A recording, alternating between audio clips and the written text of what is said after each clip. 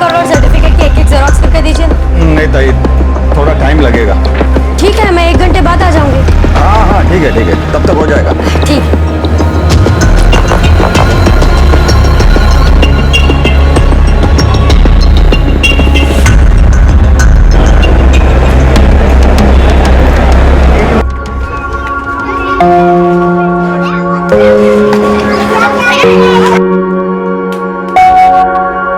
नहीं, nursing bureau, placement agency नहीं, nursing bureau जो घर में नर्स प्रोवाइड करते हो। हाँ जी, ओके। नहीं, आप मोबाइल पे मुझे मैसेज कर दीजिए, मेल मत भेजिए। आराम से बा। बा, तुम्हारी चाय रख दे टेबल पे।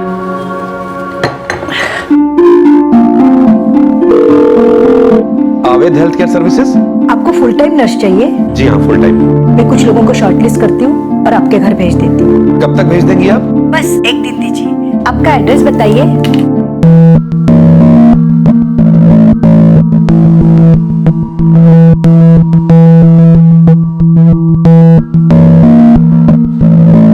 देखो राधिका, हम दोनों वडोदरा में रहते हैं, तुम्हें हमारी बात का पूरा ख्याल रखना। जी बिल्कुल सर, यही तो मेरा काम है। इंजेक्शन ठीक से लगा लेती हो? हाँ मैम, अब मेरा एक्सपीरियंस देखिए, रेफरेंस लेटर साथ में लगे हुए हैं।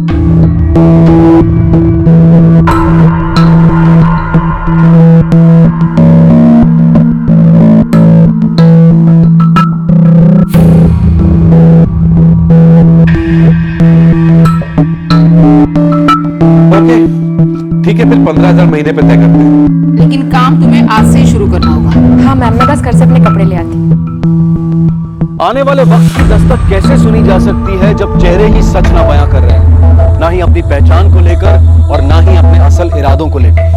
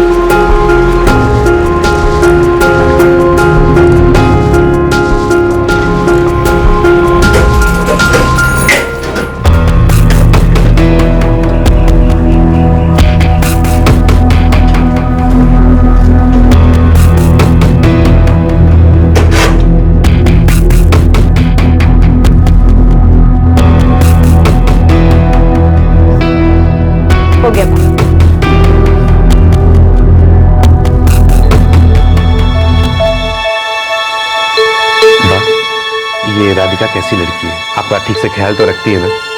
बहुत अच्छे से, और हाथ भी बहुत हल्का है उसका। इंजेक्शन ऐसे लगाती है कि पता ही नहीं चलता। वाह, मैं तो कहती हूँ आप चलो हमारे साथ, मैं आपकी अच्छे से देखभाल करूँगी। हाँ बा, चलो ना, वडोदरा बहुत अच्छा शहर है। मैं यही ठीक हूँ बेटा, 42 साल हो गए मुझे इस घर में। जब हम यहाँ आए थे ना, तुम 9 साल के थे। सारी जिंदगी यहीं कट गई मेरी। तुम लोग मेरी फिक्र मत करो, मैं ठीक हूँ।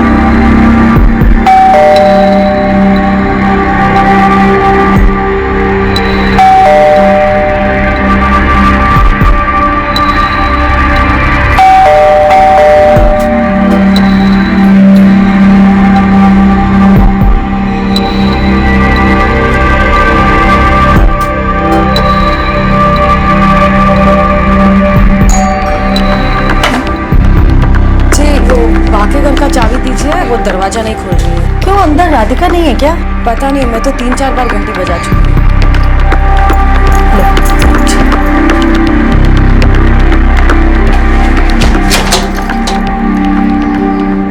बा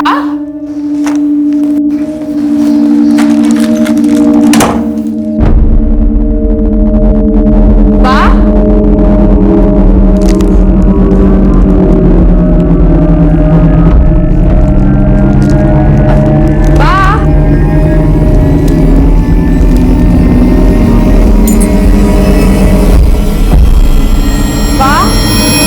अरे बा, ये आप क्या कर रहे हैं? बैठ जाइए, बैठ जाइए। क्या हुआ, कहाँ जा रहे हैं? वो राधिका पता नहीं कहाँ चली गई। मैंने घंटी सुनी थी, मैं उधर ही आने की कोशिश कर रही थी। अच्छा कोई बात नहीं, आप शांत हो जाइए, मैं उसे ढूंढती हूँ। Radhika,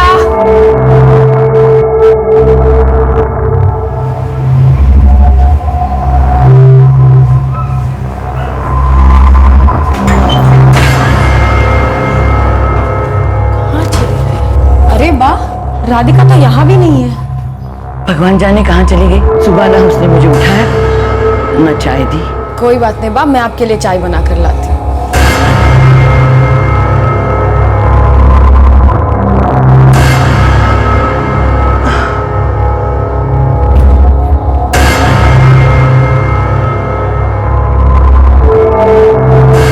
The number you have called is currently switched off.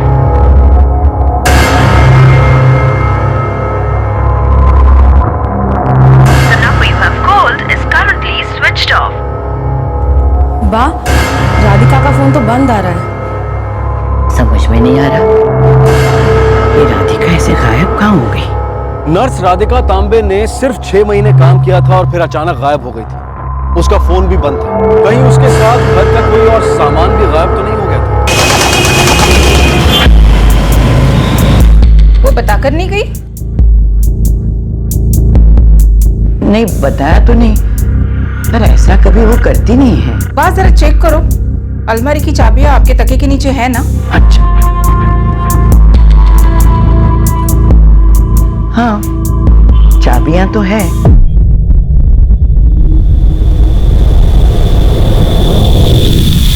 अब अलमारी चेक करो बा।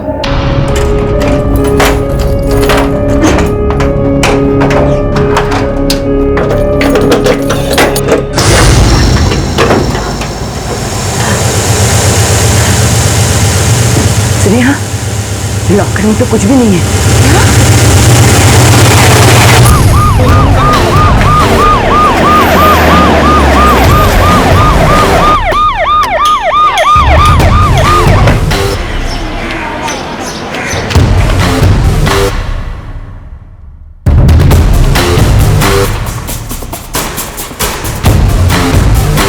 हम लोग परसों आए थे और लॉकर में 5 लाख रख के गए थे। और उसमें लगभग 1.5 लाख की ज्वेलरी भी थी। आप लोगों ने इतना सारा कैश और ज्वेलरी ऐसे घर में रखा जहां आपकी बूढ़ी माँ के अलावा मेड और नर्स रहती है। मैं जब भी आता था तो कुछ पैसा बा के पास रख के जाता था, बाकी बैंक में डाल देता था। लेकिन इस बार मैं जरा जल्दी में था तो सारे पैसे यही रख दिए। सोचा अगली बार आऊंगा तो बैंक में डाल दूंगा। और लॉकर में कितना कैश था किसी को पता नहीं था, बा को भी नहीं। नर्स राधिका तांबे गायब है, शायद उसको पता था कि लॉकर में क्या है।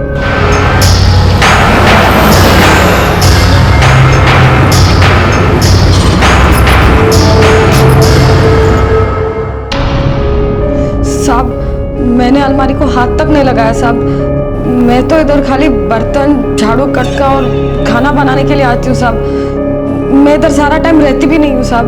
मैं चाबियां हमेशा अपने तकिए के नीचे ही रखती हूँ। क्या राधिका अलमारी खोला करती थी? वो सिर्फ मेरे कपड़े रखने और निकालने के लिए ही अलमारी खोलती थी, लेकिन मैं उसे सिर्फ ये अलमारी की चाबी देती थी, ये लॉकर की चाबी नहीं। क्या उसने तुमसे कभी घर में पड़े रुपयों की बात की थी? नहीं साहब। हाँ, कभी कभी बातों बातों में वो ऐसे पूछती थी साहब। साहब और मेम साहब का बहुत ख्याल रखते हैं ना। अरे साहब और मेम साहब तो बहुत अच्छे हैं। वो जब भी आते हैं बहुत कुछ लेकर आते हैं और ये घर का पूरा राशन भी भर के जाते हैं। बेचारी बा, वो तो अकेले बैंक में नहीं जा सकती ना पैसे निकलवाने। नहीं नहीं, मुझे नहीं लगता कि बा को बैंक जाने की जरूरत है। साहब जब भी आते हैं ना, बा को कुछ ना कुछ पैसा दे के ही जाते हैं। हाँ वो तो है। लॉकर में 5 लाख कैश पड़ा था, ये राधिका को कैसे पता चला? मुझे नहीं पता साहब, मैंने नहीं बताया। मैंने जब ये पैसे यहाँ अलमारी में रखे थे तब तो बा बाथरूम में थी और राधिका भी वहीं बा की हेल्प कर रही थी। तो हो सकता है राधिका ने आपको पैसे रखते हुए देख लिया। कुछ कह नहीं सकते। उसने आपके तकिए के नीचे से चाबियां निकालकर अलमारी खोली और फिर लॉकर में से कैश और ज्वेलरी लेकर अलमारी वापस बंद की और चाबी लाकर आपके तकिए के नीचे रख दी और रफू चक्कर हो गई। इतना कुछ हुआ, आपको कुछ पता नहीं चला? हो सकता है मैं गहरी नींद में थी, मुझे कुछ सुनाई तक नहीं दिया था।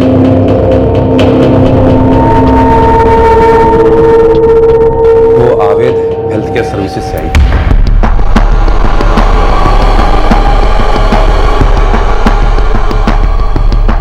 फोटो नहीं है कोई उसका? नहीं, उसने नहीं दिया। हमने उसका पर्सनली इंटरव्यू लिया था। उसके पास फोन था? हाँ था, हालांकि हमें उसे फोन करने की जरूरत ही नहीं पड़ी, वो हमेशा यहीं तो रहती थी। उसका नंबर दीजिए। अजीब बात है, ना तो इनके पास कोई फोटो है ना कोई लोकल एड्रेस है, और राशन कार्ड कॉपी में जो एड्रेस दिया है वो अलीबाग का है। सर मैं इसके फोन रिकॉर्ड्स निकलवाता हूँ। और नौकरानी सविता पर भी किसी को निगरानी के लिए तैनात रखो। हो सकता है वो भी इसमें शामिल हो। आखिरकार इस घर में 3 साल से काम कर रही है। सर मुझे लगता है हमें एक बार आवेद हेल्थ केयर सर्विसेज में जाकर भी पूछताछ करनी चाहिए। सर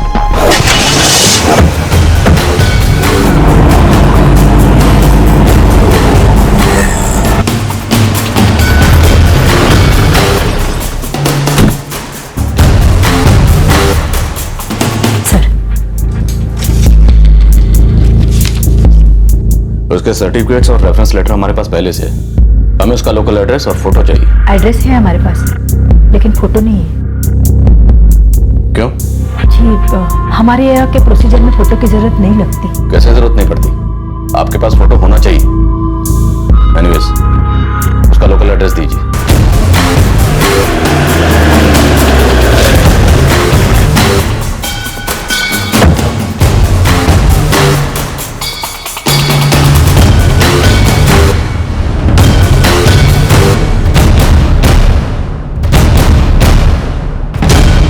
राधिका सुबह करीब 7:30 बजे आई थी और उसने घर की चाबियां दी और बोली कि जा रही है। क्या हुआ? कुछ जरूरी काम आ गया है, गाँव जा रही है। ऐसे अचानक? हाँ जी। क्या वो अलीबाग गई? क्योंकि राशन कार्ड के पते के हिसाब से वो अलीबाग की रहने वाली है। जी, उसने कुछ ऐसा बोला नहीं। आपने राधिका तांबे को 12 नवंबर 2012 को रेफरेंस लेटर दिया था? जी हाँ, दिया था। वो मेरी सास के यहाँ काम करती थी, कुछ 4 महीने काम किया, उसके बाद हमें उसकी जरूरत नहीं थी। उसकी कोई फोटो है आपके पास? जी, फोटो तो नहीं है। नहीं हूँ आशीष भाई, राधिका ने हमारे वहाँ 3 महीने काम किया। काम में बहुत सारी है, ठीक है। आपके पास उसकी कोई फोटो है?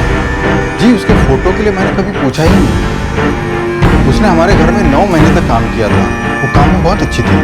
वो ऐसा कुछ कर सकती है इसका मुझे यकीन ही नहीं हो रहा है।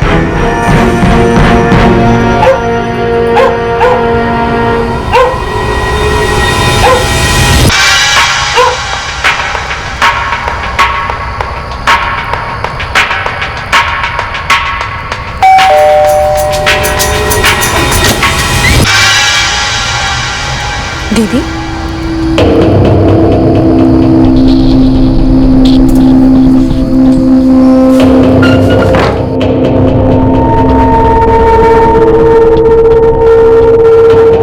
मुझे तो सोचते हुए भी डर लग रहा है।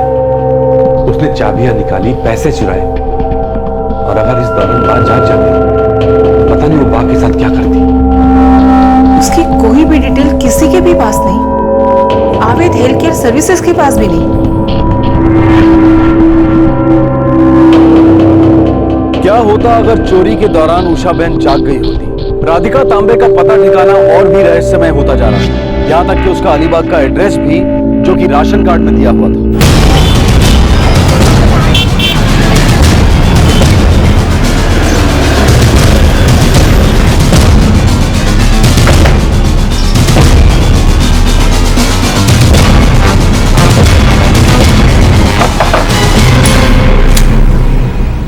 जी, राधिका तांबे थी ना वो तो कब की यहाँ से चली गई? कब के मतलब?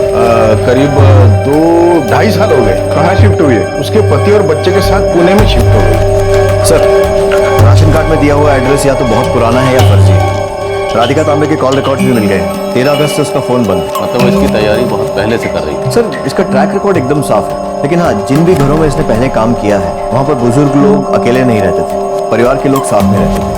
और उस मेड सविता पर 2 कांस्टेबल्स लगातार निगरानी रखे हुए हैं। पर सर लगता नहीं है कि उसका इसमें कोई भी हाथ है, क्योंकि वो बहुत टाइम से एक ही जगह पर अपनी फैमिली के साथ रह रही है।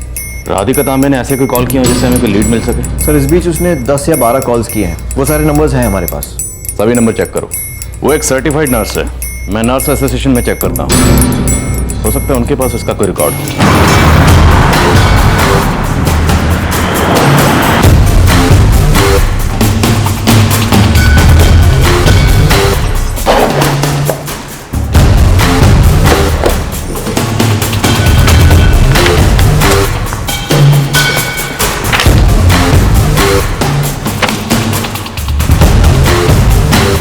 कोई और डिटेल, उसका कोई phone number? 1 minute sir.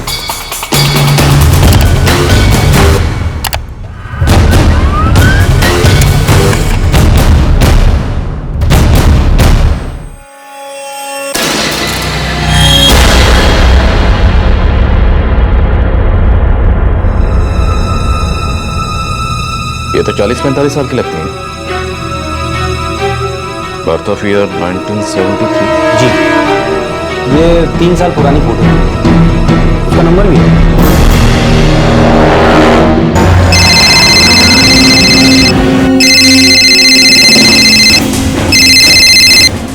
Hello, Radhika तांबे? हो बोलते? आप नर्स है? वो मैं पहले नर्स का काम किया करती थी, पर अभी 2.5 साल से अपने पति और बच्चे के साथ पुणे शिफ्ट हो गई हूँ। आप कौन? मैं पीआई आंबेकर, अंधेरी पुलिस स्टेशन से। आप पहले अलीबाग में रहती थी? जी। अलीबाग में आपका एड्रेस 14/135 गोविंद नगर था। जी, लेकिन बात क्या है? आपने 8 अगस्त, 7 अगस्त और 5 अगस्त को राधिका तांबे से बात की थी। जी, लेकिन आप जो ये बता रहे हो 4445678999, ये नंबर राधिका तांबे का नहीं है, ये तो मेरी दोस्त पूजा मास्के का है।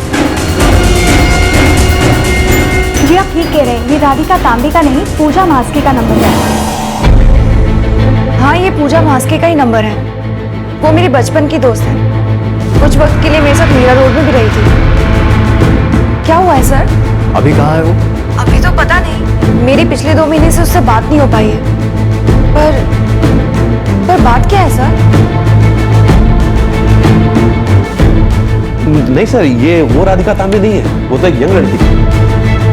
कोई 20-22 साल की होगी। जी नहीं, ये राधिका तांबे नहीं है। आना तो उम्र में मोटा छे, वो तो यंग लड़की थी। जी नहीं, ये राधिका तांबे नहीं है। राशन कार्ड, सर्टिफिकेट्स, सब कुछ फर्जी है। फर्जी नाम राधिका तांबे, जबकि असली नाम पूजा महास्के है। लेकिन हमारे पास उसकी कोई फोटो नहीं है।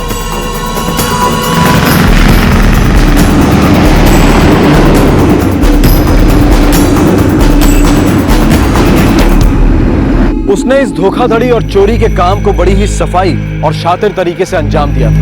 अपने पीछे अपनी पहचान, अपने पते ठिकाने का एक भी सुराग तक नहीं छोड़ा था। उसका अगला शिकार कौन होगा, इसका अंदाजा लगाना भी नामुमकिन था। क्या वो ये अपराध करके बच जाएगी?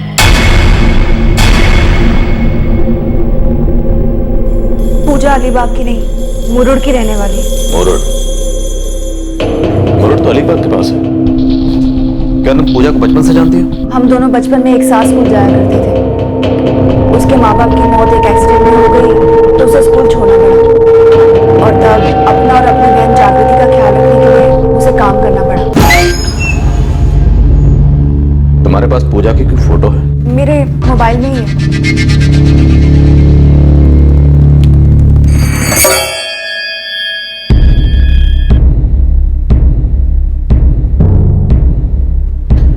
तुम्हारे पास उसका मुरुड का एड्रेस है? जी है मेरे पास। हाँ सर, यही है राधिका तांबे। सर, राधिका तांबे इसका फर्जी नाम है। इसने फर्जी सर्टिफिकेट और फर्जी राशन कार्ड का इस्तेमाल किया। नहीं, मैं इसे नहीं जानती। ये आपके सर्टिफिकेट्स और राशन कार्ड का गलत इस्तेमाल कर रही है। लेकिन ये कैसे हो सकता है? हो सकता है ये वहाँ काम करती हो जहाँ पहले कभी आप काम करती थी। मैं अलीबाग हेल्थ सेंटर में काम करती थी, वहाँ इसे मैंने कभी नहीं देखा। और सर, मुझे कैसे पता होगा कि कोई मेरे नाम का और सर्टिफिकेट का गलत इस्तेमाल करके लोगों को बेवकूफ बना रहा है?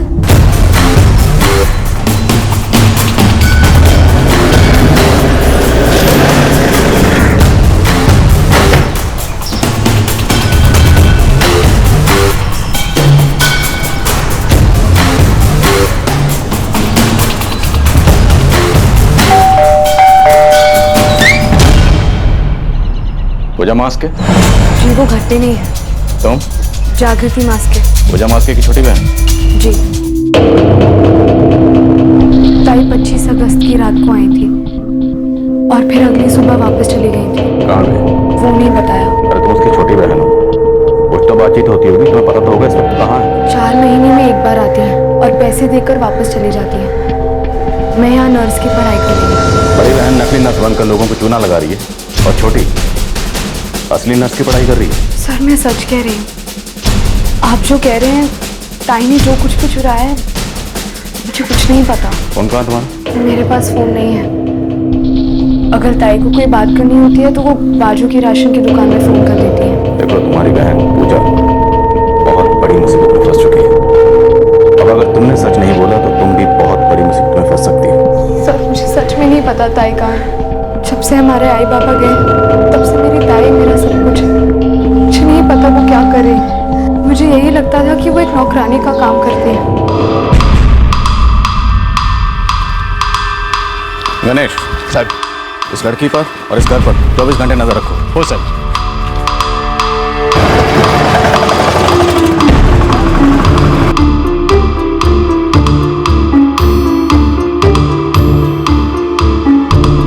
जी नहीं, इस लड़की ने यहाँ कभी काम नहीं किया।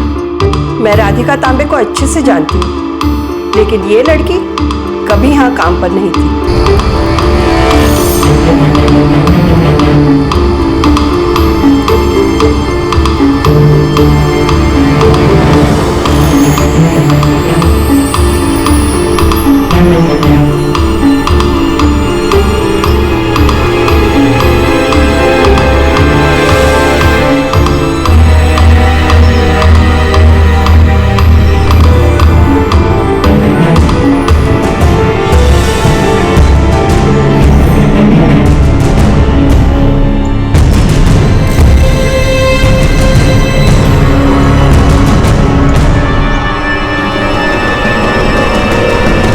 जागृति के लिए कोई फोन आया था क्या? नहीं तो क्यों?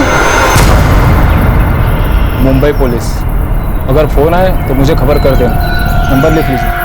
सर 7 दिन हो गए लेकिन उस लड़की की कुछ खबर नहीं है। हम उसकी बहन जागृति पर लगातार नजर रखे हुए हैं, पर लगता है वो सच में अपनी बहन के टच में नहीं है। तो उसके दोस्तों से पता करो, ये पूजा महास के ऐसे कैसे गायब हो सकती है। हो सकता है वो किसी दूसरी स्टेट में जाकर किसी और को निशाना बनाने में लगी हो। सर मैं सभी पुलिस स्टेशन में अलर्ट भेज दूँ।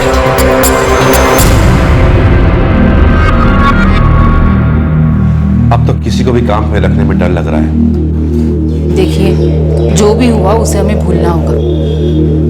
कोई बात नहीं, आप जाइए और 2 हफ्ते के लिए मैं हूँ यहाँ पे। आगे क्या करना है वो बाद में सोचेंगे। देखो मैं तो यही चाहता हूँ कि बा हमारे साथ ही चलने के लिए राजी हो जाए।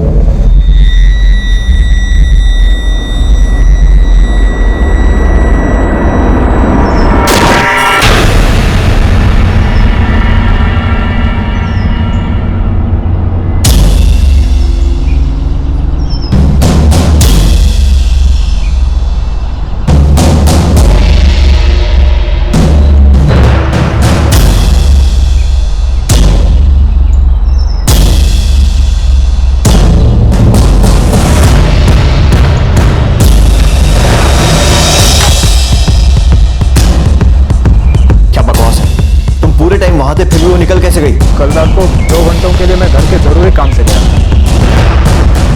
शायद उसी वक्त भाग गई। तुमने पड़ोसियों से बात की? किसी को कुछ पता नहीं, मतलब किराए पे रहती थी। गणेश वो एक ही तो लीड थी हमारी।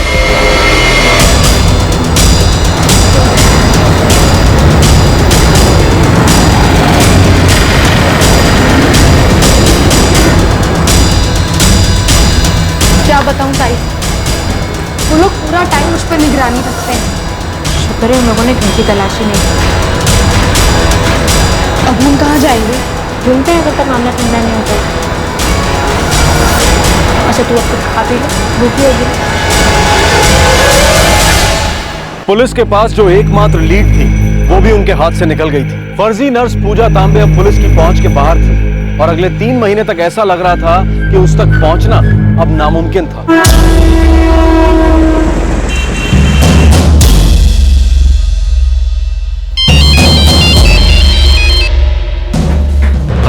सर मैं अर्चना दामले बोल रही हूँ। हाँ जी बोलिए। सर मैं पूजा पूजा मास्के की दोस्त। पूजा, जिसे आप ढूंढ रहे थे। हाँ हाँ हाँ, बोलिए। सर क्या वो मिली आपको? नहीं, हम उसे अभी भी ढूंढ रहे हैं। क्या आपको वो कहीं दिखाई दी? हाँ, मैंने देखा उसे।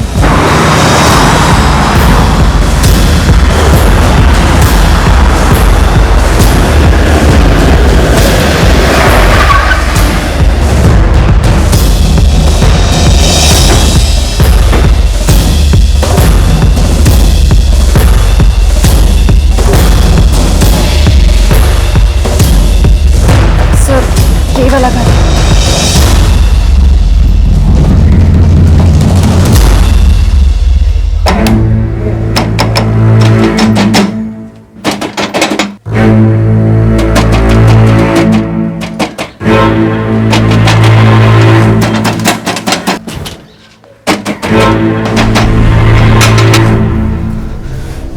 लगता पुलिस वाले हैं, साथ में अर्चना भी है। उस दिन जब हमें दिखी थी तभी निकल जाना चाहिए था कहीं।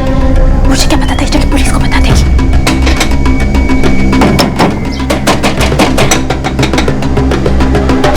एक काम करो, पीछे जाओ, हो सकता है दरवाजा हो पीछे। जाओ।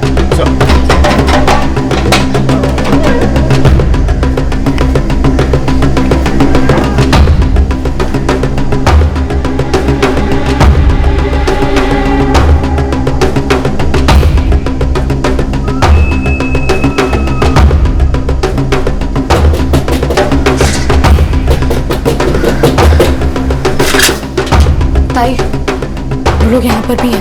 वो लोग मुझे पकड़ने आए ना। मैं एक काम करती हूँ, मैं कहीं भाग जाती हूँ। तो चुपचाप जाओ, दरवाजा खोल जा जल्दी। रुको, छोड़ो दरवाजा।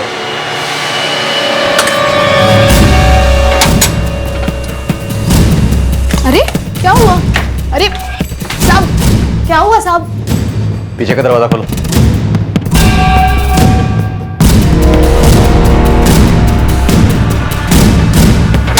हमारी बहन कहाँ है? वो यहाँ नहीं है, पर साहब मैंने इन दोनों को यहीं देखा था।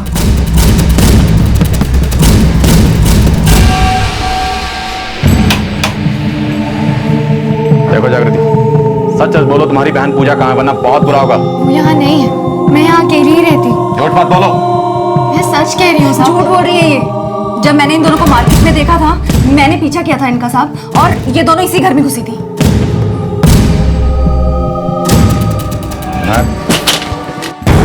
वो मुरट में है। उन्होंने मुझे मुरट वाले घर से फोन किया था। चुप। मैं कह रही हूँ ना, वो यहाँ नहीं है साहब, मैं सच कह रही हूँ।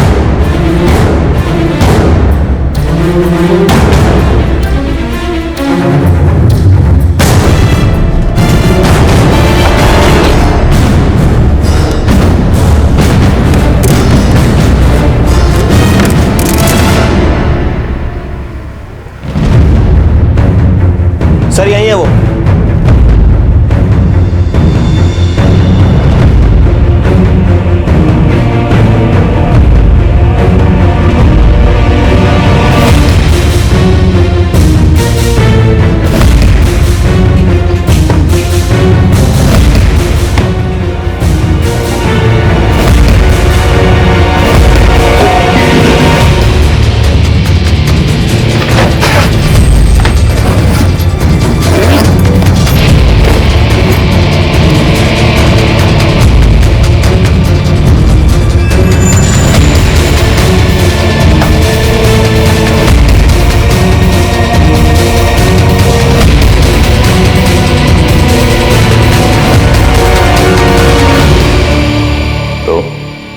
मिस फर्जी, अब और फर्जी कहानी बनाने की कोई गुंजाइश नहीं है, इसलिए बेहतर यही होगा सब कुछ सच सच बता दो। ये रेशन कार्ड और सर्टिफिकेट की एक जेरॉक्स करके दीजिए। थोड़ा टाइम लगेगा। ठीक है, मैं 1 घंटे के बाद आती हूँ।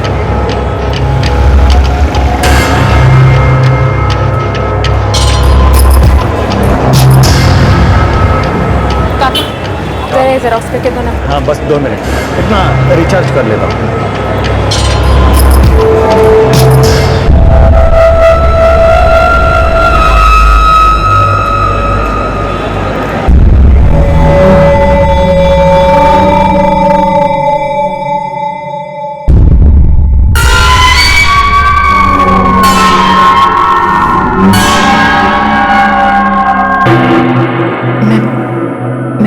नौकरानी का काम करती थी, घरों में झाड़ू फटका बर्तन वगैरह। कमाई पूरी नहीं होती थी सब, काम करते करते लोगों को दवा देना, उनका ख्याल रखना, ये सब आ गया था मुझे। जब वो सर्टिफिकेट देखा तो लगा कि इससे मुझे कुछ अच्छा काम मिल सकता है, कुछ अच्छे पैसे मिल सकते हैं।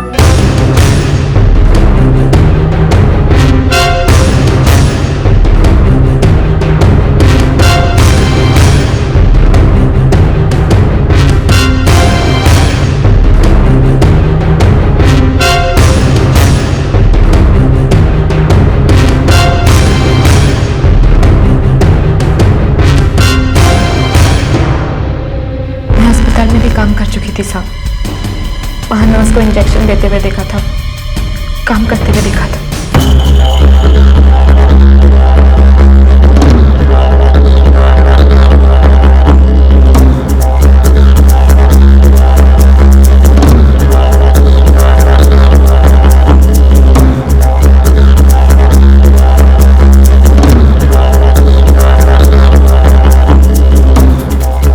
पहचान बदल कर काम करने के बारे में सोचा? शुरू से ही तुम्हारा इरादा अमीर घरों को लूटने का था? हाँ साहब, मैं अपनी बहन को पढ़ाना चाहती थी। जितना कमाती थी वो हम दोनों के लिए काफी नहीं था। तुमने एक बूढ़ी औरत का घर लूटा है, एक ऐसा घर जिसे तुम्हारा और तुम्हारी बहन का पेट पल रहा था।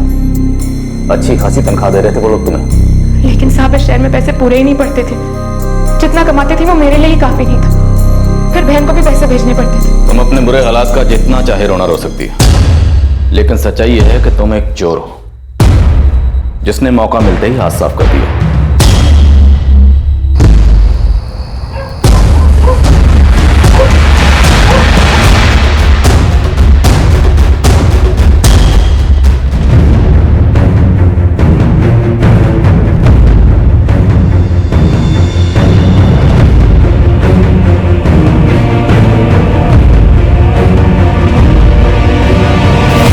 मुझे पता था कि रात में 2 से 5 के बीच वह बहुत ही गहरी नींद में होती है। मैंने तकिए के नीचे चाबियां रखी हैं ऐसे कि आराम से निकाली जा सके।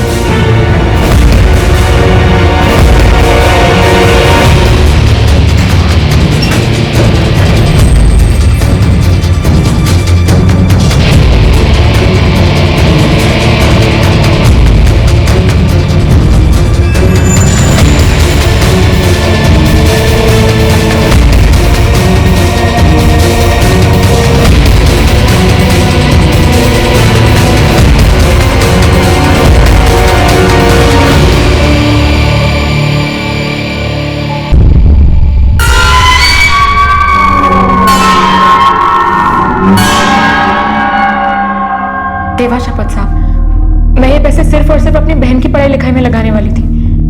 खुद भी नर्स की पढ़ाई करके सचमुच की नर्स बनना चाहती थी। अब आप देख लीजिए साहब, उन पैसों में से मैंने बहुत कम पैसे खर्च किए हैं। अब उससे कोई फर्क नहीं पड़ता कि तुमने पैसे कम खर्च किए ज्यादा खर्च किए। तुमने पैसे चोरी किए, तुम एक चोर हो। लेकिन मेरी बहन चोर नहीं है, वो वही करी थी जो मैंने उससे कहा। वो मासूम है साहब, उसे जाने दीजिए। तुमने नकली पहचान बनाने के लिए इतना कुछ किया, एक ऐसा घर ढूंढने के लिए जहां पे तुम चोरी कर सको इतना कुछ किया। क्या जरूरत थी ये सब कुछ करने की? जबकि जहां जहां तुमने काम किया है, हमने पता किया है, सबने यही कहा कि वो बहुत अच्छी है, बहुत मेहनती है। थोड़ी और मेहनत करती तो जिंदगी में बहुत कुछ हासिल कर सकती थी।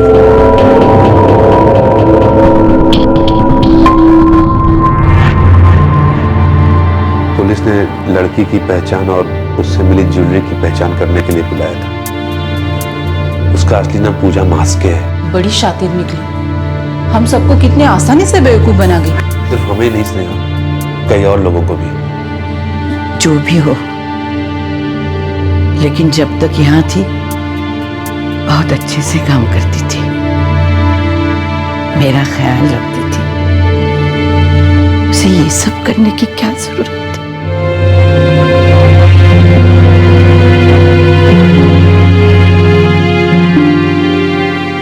पूजा की बहन जागृति को छोड़ दिया गया है क्योंकि उस पर कोई केस नहीं बन रहा था। पूजा को आईपीसी की धारा 381 यानी क्लर्क या नौकर द्वारा अपने मालिक की संपत्ति चुराने के तहत और 419 यानी किसी और की आइडेंटिटी को अपनाकर किसी को धोखा देने के तहत अरेस्ट किया गया है। चार्जशीट फाइल की जा चुकी है और पूजा अभी जमानत पर बाहर है। एक तरह से देखा जाए तो एक लड़की ने कितनी आसानी से कुछ फर्जी दस्तावेजों के जरिए किसी और की पहचान को अपना बनाया और उसके जरिए काम हासिल करती रही। और काम भी एक नर्स का, जो कि एक विशेषज्ञता वाला काम है और किसी की जान जोखिम में डाल सकता है। और दूसरी तरफ से देखा जाए तो ये ब्यूरो और प्लेसमेंट एजेंसीज, जिनका काम है कैंडिडेट के बारे में जांच करना, सब कुछ वेरीफाई करना। पर वेरिफिकेशन तो छोड़िए, कैंडिडेट बिना फोटो दिए ही काम किए जा रहे हैं। ये बात ही बहुत शॉकिंग है। चेहरे झूठ बोल सकते हैं, धोखा दे सकते हैं, लेकिन किस पे इल्जाम लगाया जाए? शर्म बची कहां है? चारों तरफ हो रहे घोटालों और स्कैम्स में बेशर्मी का नंगा नाच ही तो हो रहा है। और उसके बावजूद ये नेता बिना शर्म का चेहरा लिए जनता के मसीहा बने फिरते हैं। हमारी व्यवस्था ने अब तक कभी भी जनता का ठीक से ख्याल नहीं रखा है। और अब जब चुनाव सर पर आ रहे हैं तो सब लोग झूठे वादे किए जा रहे हैं कि अगले 5 सालों में सब कुछ बदल जाएगा। किसी में भी शर्म बची कहां है? पूजा को सजा मिलनी चाहिए, जरूर मिलनी चाहिए। उसकी ये सोच बिल्कुल गलत थी कि अपराध करके बचा जा सकता है। जुर्म कभी फायदेमंद साबित नहीं होता, क्राइम नेवर पेस, और एक आम नागरिक के लिए तो कभी नहीं होता, कभी भी नहीं। सच तो यह है कि पूजा एक होनहार जवान लड़की है। वो अपने नाम पर ही मेहनत करके बहुत कुछ हासिल कर सकती है। उसे फर्जी पहचान अपनाने की कोई जरूरत नहीं। हमारे आज के एपिसोड की दूसरी कहानी। जल्दी चलो बेटा, स्कूल बस आने का टाइम हो गया। अच्छा, लंच पूरा खत्म करना, ठीक है?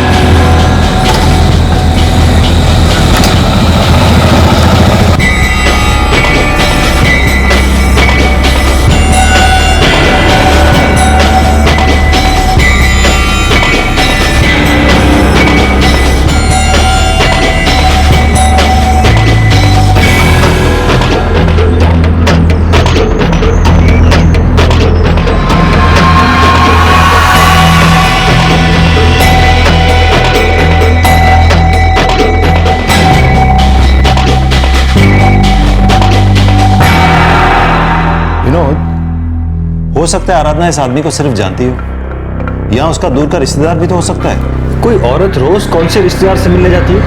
ये फोटोग्राफ देखो ना, इन्हें देखकर बिल्कुल भी नहीं लगता कि इन दोनों के बीच में अफेयर होगा। तुम दोनों अलग हो गए हो, वो अकेली है। हो सकता है काम के सिलसिले में किसी से मिल रही हो, गार्डन में, कॉफी शॉप में, काम के लिए।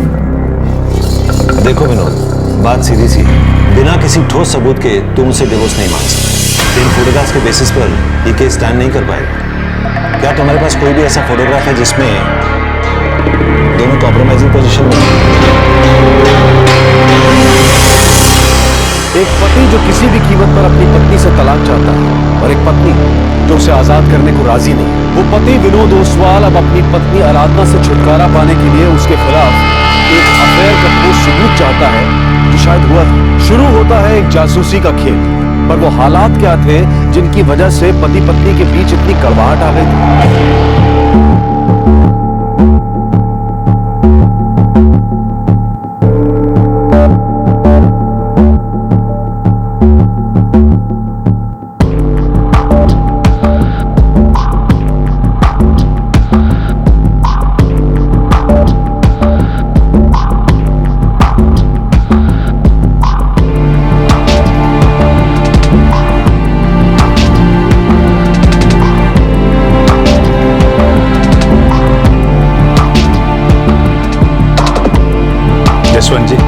आराधना हमें पसंद है। अगर आप लोगों की तरफ से भी हाँ है तो हम चाहते हैं कि ये मंगनी जल्द से जल्द हो जाए ताकि हम लोग शादी की तैयारी शुरू कर सकें। जी हमें भी ये रिश्ता मंजूर है।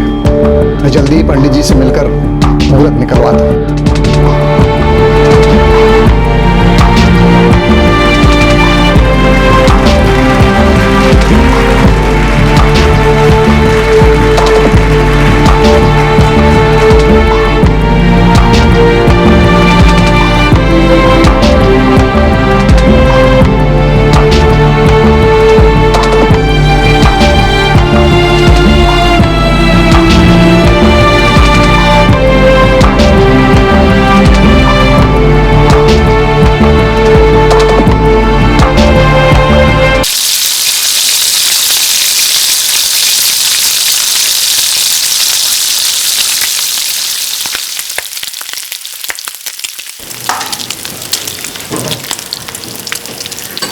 भाभी, मुझसे कोई गलती हुई है क्या? नहीं तो क्यों? आज मैंने मम्मी जी को प्रणाम किया तो उन्होंने कोई जवाब ही नहीं दिया। तो मुझसे किसी बात पे नाराज हैं क्या?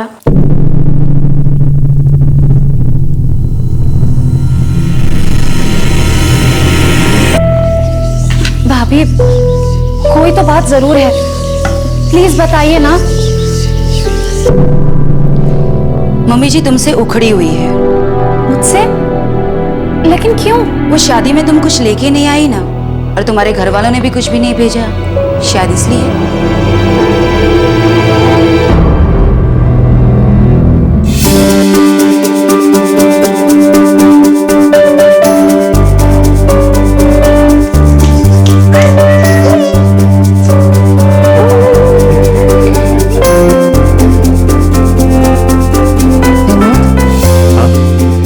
मम्मी जी नहीं आई। वो उनकी तबीयत ठीक नहीं है।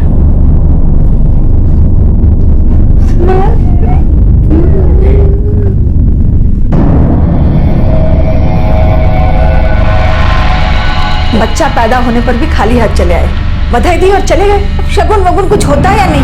क्या करूं, खुद जाके मांगू उनसे। अरे नहीं लाए तो नहीं लाए, तुम तो जानती हो देना उनकी फितरत में नहीं है।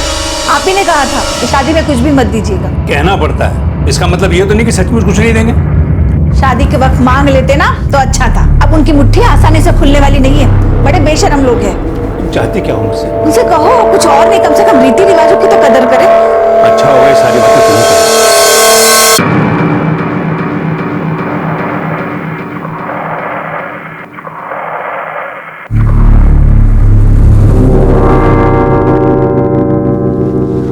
मम्मी जी आइए ना, ओम अभी अभी सोया है। आराधना, तुम्हारे परिवार को अपनी इज्जत की परवाह नहीं है, कम से कम हमारे बारे में कुछ तो सोच लेते। रीति रिवाज परंपरा कुछ होता है या नहीं? मम्मी जी आप हमेशा मेरे घर वालों के बारे में इतना भला बुरा क्यों कहती हैं? जानती है कि मेरे पापा का बस कपड़ों का एक छोटा सा बिजनेस है, आप लोगों की तरह कोई बड़ा बिजनेस नहीं है। अगर छोटा सा बिजनेस है तो अपनी बेटी की शादी भी किसी छोटे घर में करते ना।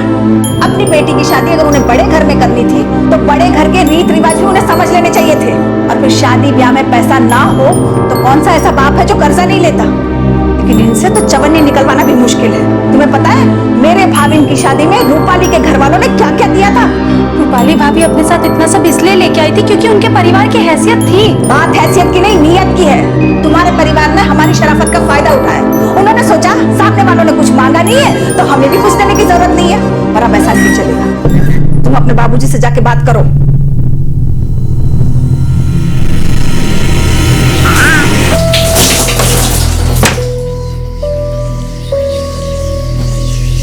क्या हुआ? सब ठीक है? अरे अब कुछ बोलोगी भी?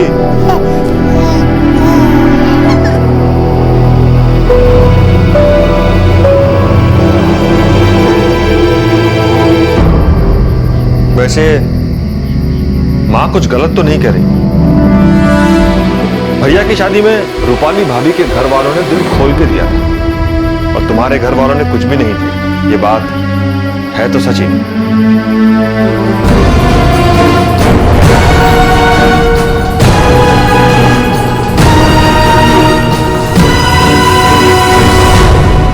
दहेज जो दिया नहीं गया था, एक परिवार जो इस बात से नाराज था और एक पत्नी जो इस सब में दिन ब दिन घुट रही थी। जैसे जैसे साल बीते मांगे बढ़ने लगी और साथ ही यातनाएं और हिंसा भी।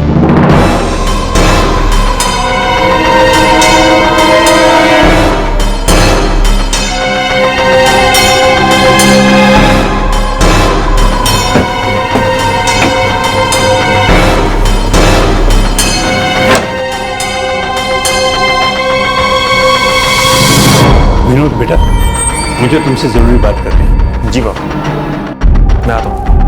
देख बेटा, मैं जानता हूँ आजकल तुम बहुत परेशान हो, पर तू ही सोच, हर शादी ब्याह में रीति रिवाज होते हैं जो तेरी शादी में नहीं निभाएगा। अब लेन देन तो हर शादी में होता है कि नहीं? तू ही बता, तेरी माँ का नाराज होना गलत है क्या? मैं जानता हूँ पापा। और आराधना, वो अपनी जिद पर अड़ी है। अरे एक बार अपनी माँ बाप से बात कर लेगी तो कुछ बिगड़ जाएगा क्या?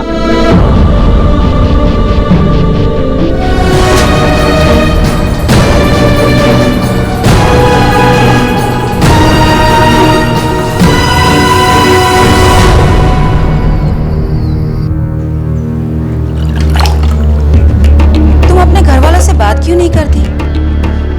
तुम्हारे पास और कोई चारा भी नहीं है। अब ये घर तुम्हारा भी है, यहाँ खुशी खुशी रहना है तो जैसा मम्मी जी कहती है वही करो। आराधना, अपने पापा से एक बार बात करके तो देखो, कब तक तुम जिद पड़ी रहोगी? मम्मी कहाँ तुमसे कुछ ज्यादा मांग रही है?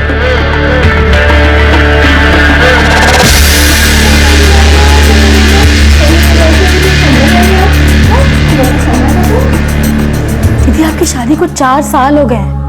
4 साल, और अब तक वो लोग आपको इस बात को लेकर तंग कर रहे हैं। हाँ श्रुति, और अब तो विनोद भी उनके साथ हो गए। दीदी चलो, मम्मी पापा से बात करते हो, सब कुछ बता देते हैं। नहीं, मैं मम्मी पापा को परेशान नहीं करना चाहती हूँ। वापस जाके क्या बोलोगी? पता नहीं, बस मैं मम्मी पापा को तंग नहीं करूँगी।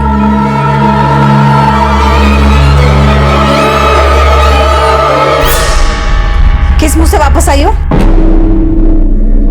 ये मेरा घर है, मेरे पति का घर। ये मत भूलो कि ये घर तुम्हारे सास ससुर का भी है। यहाँ तुम्हारी मर्जी नहीं चलेगी। मैं अपने पापा से दहेज के लिए पैसे नहीं मांगूंगी। ठीक है, तो अपनी जिद का नतीजा भुगतो।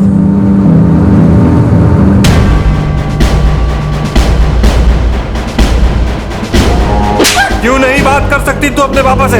तुम्हें अपने माँ बाप से बात करनी होगी। मेरे माँ बाप ने भी तो दहेज दिया था, उसमें गलत क्या है? या तो दहेज ला या फिर ये सब भुगतो।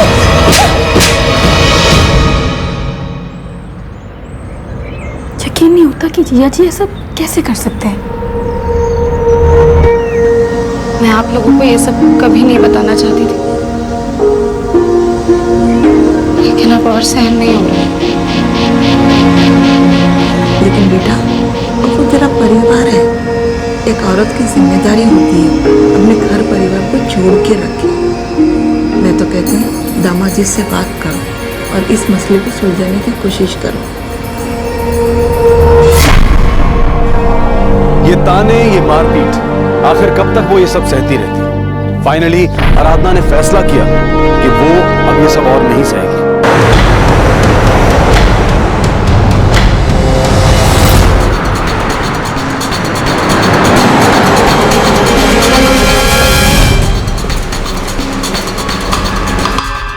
पहले तो वो लोग बस ताने मारते थे, लेकिन फिर कड़वाहट और बढ़ी और बात मारपीट तक पहुंच गई। आपके पति विनोद, वो आपका साथ नहीं देते? मेरी सास ने उन्हें भी ये यकीन दिला दिया है कि वो जो कर रही है वो बिल्कुल सही। और अब विनोद को भी ऐसा लगने लगा है कि दहेज मांगने में कोई बुराई नहीं। वो मुझे मारते हैं और कहते हैं कि जाओ अपने घर से दहेज ले आओ। के साथ साथ उनके बड़े भाई भाभी ओसवाल, भाभी रूपाली ओसवाल और पिता नारायण ओसवाल, इन सब ने मिलकर मेरी जिंदगी नरक बना दी है। उनकी शिकायत ले लो, एफआईआर दर्ज करो।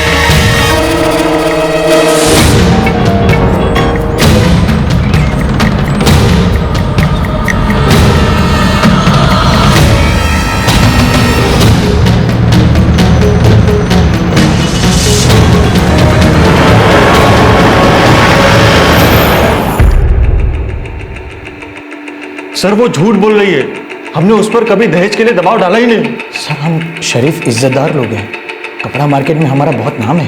क्या आपको लगता है कि हम ऐसी हरकत करेंगे? मेरे बेटे से शादी के 8 साल के बाद अब वो ऐसे झूठे आरोप लगा रही है। साफ पता चल रहा है सारा परिवार झूठा है। कोई औरत अपना घर छोड़कर अपने ससुराल वालों पे इस तरह के इल्जाम नहीं लगाती, वो भी शादी के 8 साल बाद। बात बर्दाश्त के हद से पार गई होगी, तभी वो पुलिस स्टेशन आई होगी। पर हमने कभी किसी ने उसे मारा नहीं। और दहेज, उसके बारे में कभी बात नहीं हुई? वो मम्मी जी कभी कभार बात। इतना काफी है, धन्यवाद। मतलब कि 1-2 बार मैंने बात उठाई थी, मतलब सिर्फ कहा था, उस पर कभी दबाव नहीं डाला और ना ही उसे मारा पीटा। 8 साल तक आप सिर्फ बात कर रही थी? यूं ही बातों बातों में जिक्र किया था कि मेरी बड़ी बहू दहेज लाई थी और वो नहीं। आपको जरा भी अंदाजा है? आपका इस तरह से उसके साथ दहेज के बारे में बात करना सेक्शन 498A के तहत दहेज के लिए सताना माना जाता है। पर हमने उसे कभी सताया नहीं। ये आप कैसे कह सकते हैं? आपका बार बार पूछना, सारे परिवार का एक ही बात को बार बार पूछना, क्या ये सताना नहीं हुआ? वो हमारे घर की बहू है, तो उसे और उसके परिवार को परंपरा और रीति रिवाजों की इज्जत रखनी चाहिए ना। मतलब आपने दहेज मांगा था? हाँ। आराधना, क्या अपने सास ससुर को जेल भिजवाकर तुम्हारी गृहस्थी सुधर जाएगी? मम्मी, मैं उस घर में कभी वापस नहीं जाऊंगी। लेकिन बेटा, हमसे मशवरा तो कर लेती, बहुत जल्दबाजी की तो। देखो बेटा, ये घर का मामला है, इसे घर में ही रहना चाहिए। मेरे पास और कोई रास्ता नहीं था। आप नहीं जानते मैंने वहां कैसे दिन गुजारे, हर रोज की गालियां, मारपीट। मैंने बहुत सोच समझ के फैसला किया है पापा, और मुझे नहीं लगता कि मैंने कुछ भी गलत किया है। मैं किसी हाल में उस घर वापस नहीं जाऊंगी और ना ही उनकी ज्यादतियां सहूंगी। उन्हें भी पता चलना चाहिए कि दिन रात सताए जाना कैसा होता है।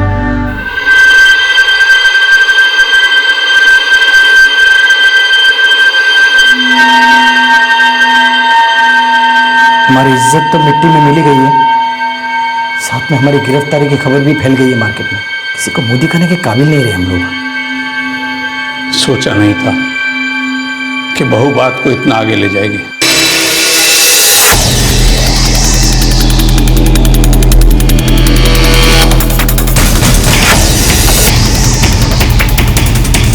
मैंने जमानत की अर्जी कर दी है, कल तक आप लोग की बेल हो जाएगी। फिर आप लोग को केस वापस लेने के लिए आराधना को मनाना होगा, वरना ये केस कोर्ट में लंबा चलेगा।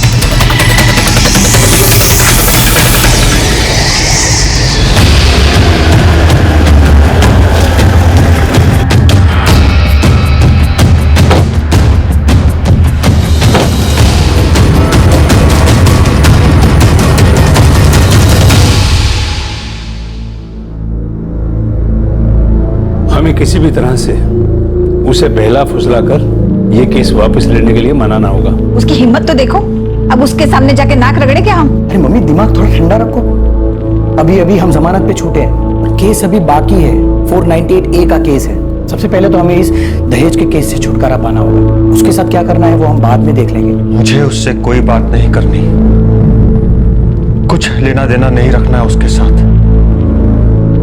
तलाक दे दूंगा। ये तो क्या बोल रहे हैं विनोद? सही कह रहा हूं भैया, बहुत हो गया। अपनी हद से काफी आगे जा चुकी है वो औरत। अब यहां इस परिवार में उसकी कोई जगह नहीं है।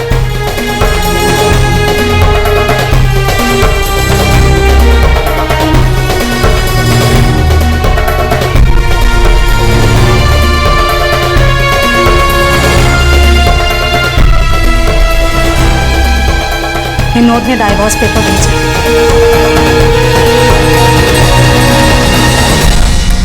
आराधना बेटा, मैं तो कहती हूँ अभी भी मान जा, अभी भी सब कुछ ठीक हो सकता है। नहीं मम्मी, उस घर में कभी कुछ ठीक नहीं हो सकता। मैं ना तो वहां वापस जाऊंगी और ना ही उसे तलाक दूंगी। इतनी आसानी से वो मुझसे पीछा नहीं छुड़ा सकता।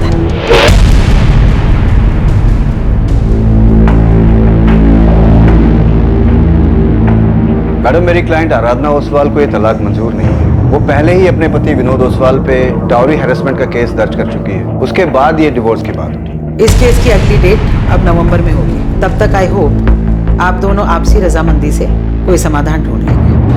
न तुझे मेरे साथ रहना है, न मुझे तेरे साथ। तो फिर ये नौटंकी क्यों?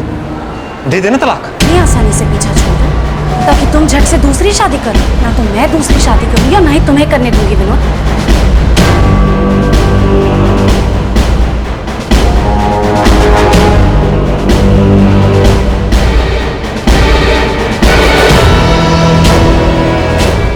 एक्स्ट्रा मैरिटल अफेयर साबित करना पड़ेगा विनोद, तब जाके डिवोर्स मिलेगा। उन तस्वीरों में आराधना के साथ नजर आ रहा वो आदमी था कौन? क्या आराधना का कोई अवैध संबंध था जिसके बारे में विनोद को पता चल गया था? क्या ये संबंध तभी काम हो गया था जब आराधना और विनोद साथ में रहते थे, या फिर दोनों के अलग हो जाने के बाद आराधना की जिंदगी में ये नया आदमी आया था? ये थोड़ी अजीब बात थी कि तलाक का नोटिस मिलने के 1 महीने बाद ही आराधना की जिंदगी में प्यार लौट आया था। मम्मी, हम कब घर जाएंगे और कब पापा से मिलेंगे? पता नहीं हो, थोड़ा वक्त लगेगा, या फिर शायद हम कभी वापस वहां नहीं जाएंगे। पर मैं हूं ना, तुम्हारी मम्मी और पापा दोनों।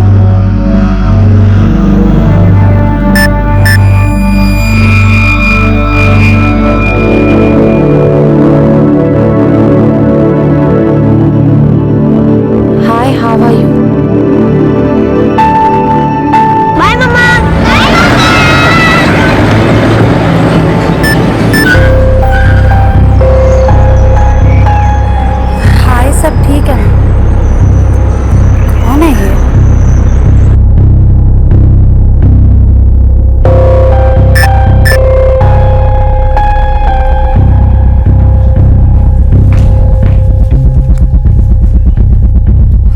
All right. सॉरी, मैं आपको नहीं जानती। मेरे मोबाइल में आपका नंबर स्टोर्ड नहीं है।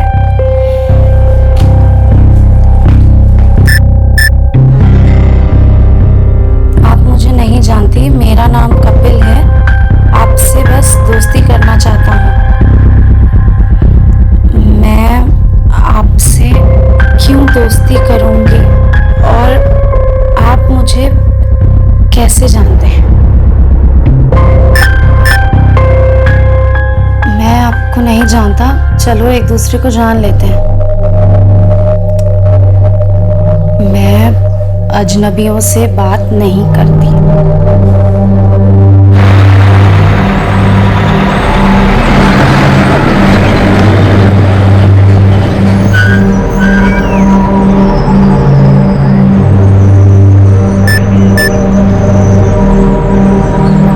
कपिल है, अब तो हम अजनबी नहीं है ना? How are you this morning? मैंने आपके मैसेज का जवाब दे दिया, तो इसका मतलब ये नहीं कि मैं आपसे बात करना चाहती हूँ। ओके, समझ गया, लेकिन अपना नाम तो बता दो। क्यों? मैंने तुम्हें अपना नाम बताया ना, तुम भी बता दो, हम लोग अजनबी नहीं रहेंगे। Hard luck.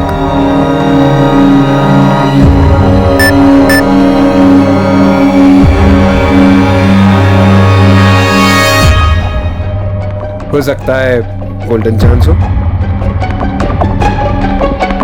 सॉरी, तुम गलत जगह ट्राई करी। मैं औरत नहीं, आदमी हूँ।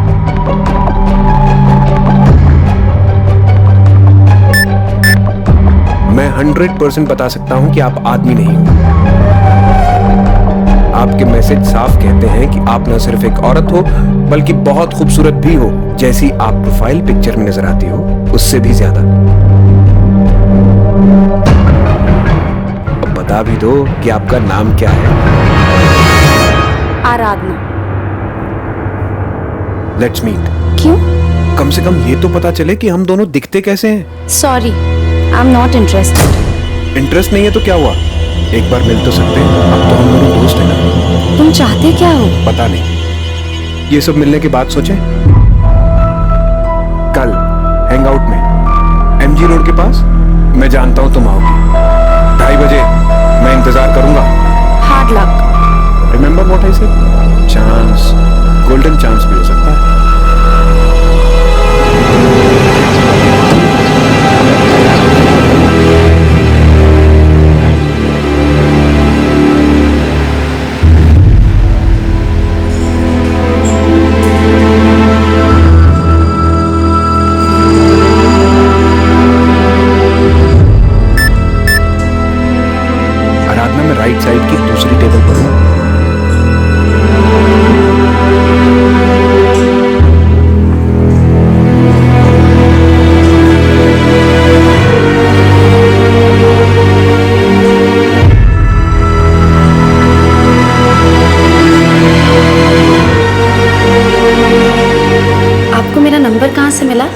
दोस्ती करनी थी, सो ढूंढ लिया।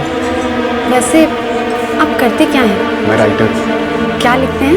फिक्शन, कहानियां। वैसे आपसे मिलके बहुत अच्छा लग रहा है। एक्चुअली अब मुझे चलना चाहिए। Thanks a lot for the coffee. कल फिर मिलोगी?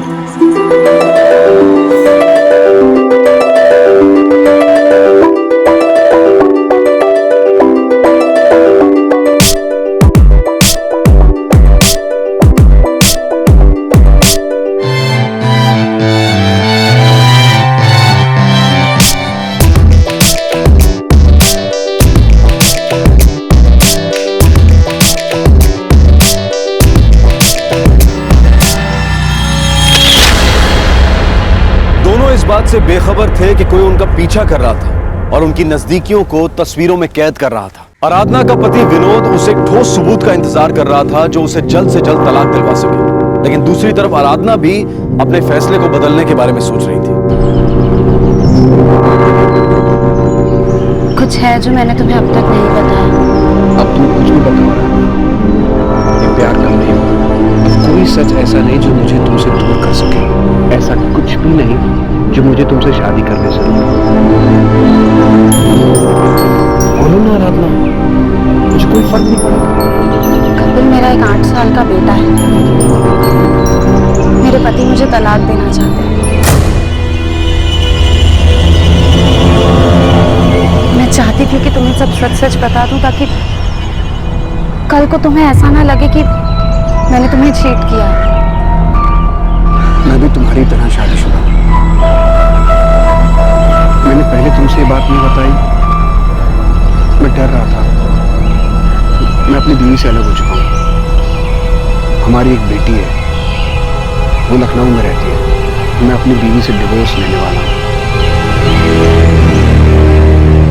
हम दोनों एक ही कश्ती में सवार हैं।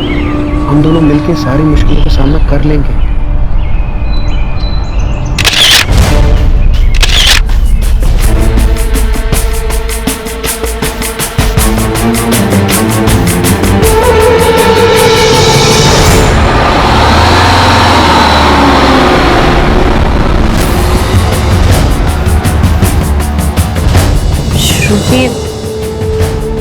मैं सोच रही हूँ कि विनोद को तलाक दे ही। हाँ दीदी, मैं भी यही चाहती हूँ। क्या फायदा अपने आप को इतना परेशान करने का। अब मैं कोर्ट की अगली हियरिंग में कह दूंगी कि मैंने अपना फैसला बदल लिया।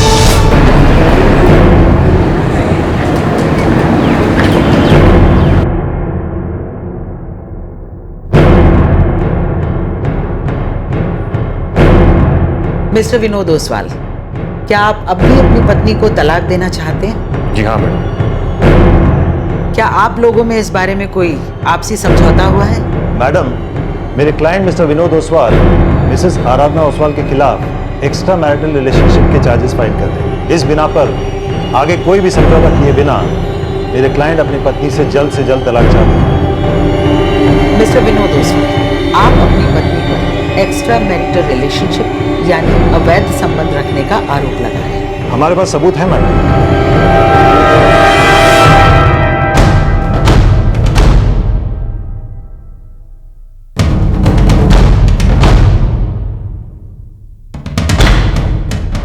मैडम, मेरे क्लाइंट के खिलाफ ये सभी आरोप झूठे हैं। आपके क्लाइंट के एक आदमी के साथ ये कुछ फोटोग्राफ्स हैं। हमने ये फोटोग्राफ्स अभी देखे नहीं है मैडम। हो सकता है ये इन लोगों के झूठे आरोप हों मेरे क्लाइंट पर दबाव डालने के लिए। मेरी कोर्ट से गुजारिश है कि हम लोगों को एक नई तारीख दी जाए और इन तस्वीरों की कुछ कॉपीज भी। ये कोर्ट अब इस केस को अगली तारीख पर सुनेगी।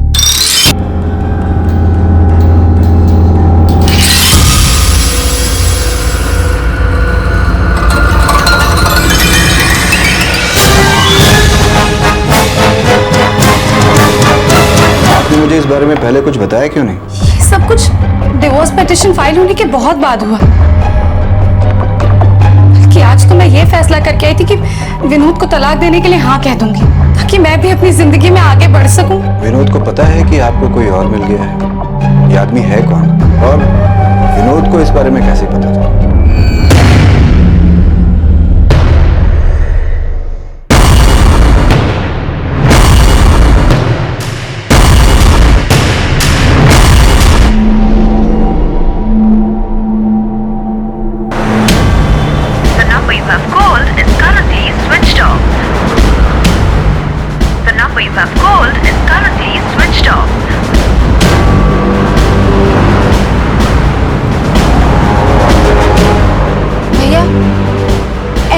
पुलिस स्टेशन गई।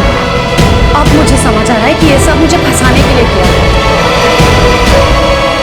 मैं हैरान थी कि उसे मेरा नंबर कहाँ से मिला, लेकिन मैं जज्बाती हो गई थी। शायद एक रिश्ते की निराशा ने एक नए रिश्ते की उम्मीद बढ़ा दी थी। पर अब समझ में आ रहा है कि मुझ पर सिर्फ नजर रखी जा रही थी। मुझे पूरा यकीन है कि वो कपिल भी इस सब में शामिल था। ये सब उस विनोद की घटिया चाल है। वो मुझे बदनाम करके मुझसे तलाक लेना चाहता है। आपके पास कपिल का एड्रेस है? जी हाँ, कोथरूड में रहता है, राइटर है।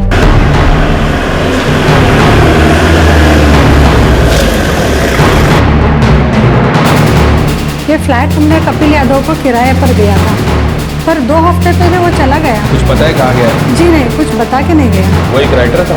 जी, उसने तो यही कहा था। और उसे ये फ्लैट सिर्फ 2 महीने के लिए चाहिए था। उसे यहाँ कौन लेकर आया था? जी, हमारा ब्रोकर। हाँ सर, उसने अपना नाम कपिल यादव बताया था। वो तुम्हारे पास कैसे आया? सर, जैसे बाकी कस्टमर्स आते हैं। एग्रीमेंट के पेपर्स नहीं बनाए थे? एक्चुअली सर, उसे वो फ्लैट सिर्फ 2 महीने के लिए चाहिए था। उसने कहा कि वो एक राइटर है, कोई असाइनमेंट था उसका। असाइनमेंट? यानी आराधना को फंसाना? सर, हम उसके पति विनोद को लेकर आए। नहीं, पहले उस कपिल यादव को ढूंढो, खबरियों को काम पर लगा दो। The number you have called is currently switched off. The number you have called is currently switched off. Please try again later. Thank you. है कौन ये कपिल यादव? छोटी मोटी जासूसी करता है, ऑफिस भी नहीं है कहीं। हाँ, अखबार में इसका इश्तिहार जरूर निकलता है। इस वक्त कहाँ मिलेगा? नंबर बदलता रहता है साहब, उसका नया नंबर मिला है। वो एक प्राइवेट डिटेक्टिव था, उसे ढूंढना मुश्किल काम नहीं था। उसे काम की तलाश रहती थी, काम मिला, उसने कर दिया। उसके लिए ये सिर्फ एक असाइनमेंट था।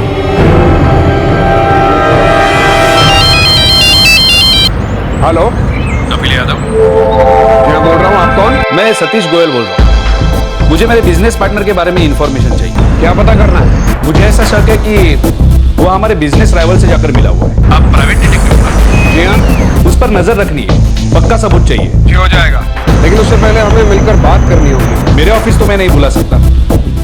आप बताओ कहाँ मिल सकते हैं? आज शाम बानेर से आगे हाईवे के पास जो कश्मीर पंजाब ढाबा है, वहाँ 4 बजे? ठीक है, ठीक 4 बजे मैं पहुंच जाऊंगा।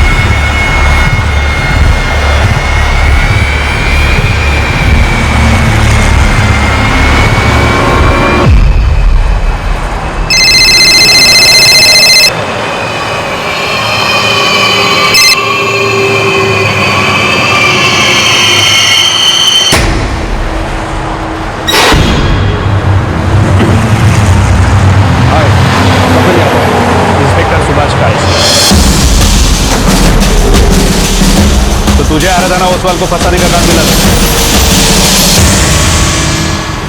चल बोल। सर, मैं प्राइवेट डिटेक्टिव हूँ। मैं अपना काम कर रहा था। जो किया वो काम था या कांड? सर, मुझे विनोद ओसवाल ने इस काम को करने के पैसे दिए थे।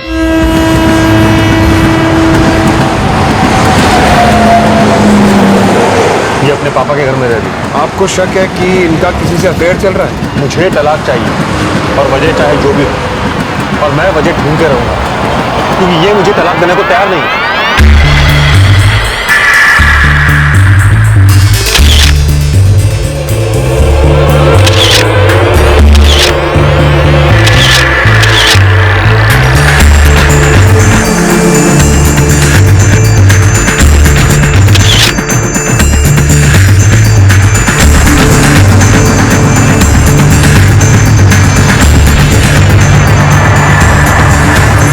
दीदी का कोई अफेयर नहीं है।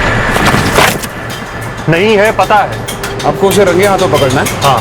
1.5 लाख लगेंगे। मुझे सबूत चाहिए, कैसे क्या वो सब तुम सोचो।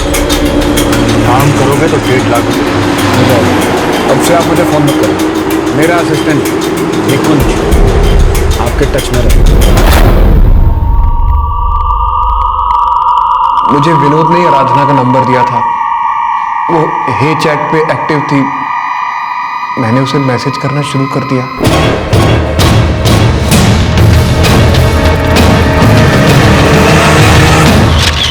यहाँ तो आराधना को फंसा रहा था और वहां तेरा असिस्टेंट निकुंज तुम दोनों की फोटोग्राफ्स ले रहा था।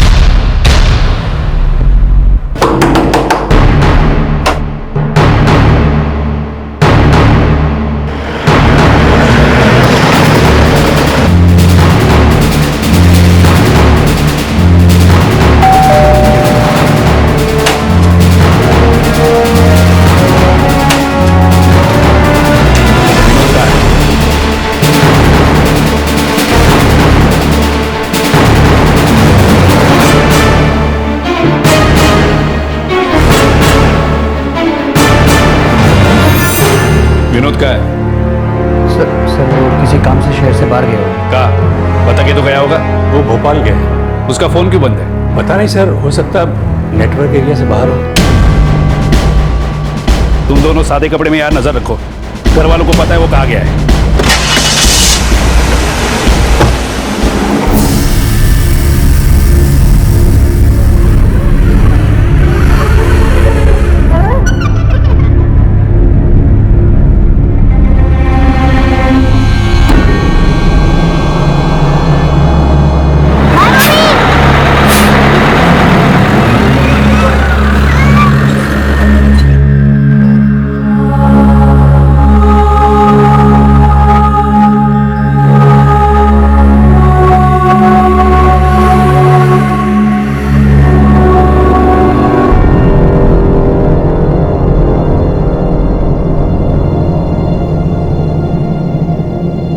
प्राइवेट डिटेक्टिव कपिल यादव और उसका असिस्टेंट निकुंज इस वक्त न्यायिक हिरासत में है। विनोद ओसवाल अब तक फरार है और पुलिस उसकी तलाश में है। तस्वीरों को देखकर आराधना को गहरा सदमा लगा था। उसके साथ जो कुछ भी हुआ वो अब तक उसके सदमे में है। एक अजीब तरीके से शुरू हुआ यह संबंध दरअसल उसके पति की उसे फंसाने की एक घिनौनी साजिश थी।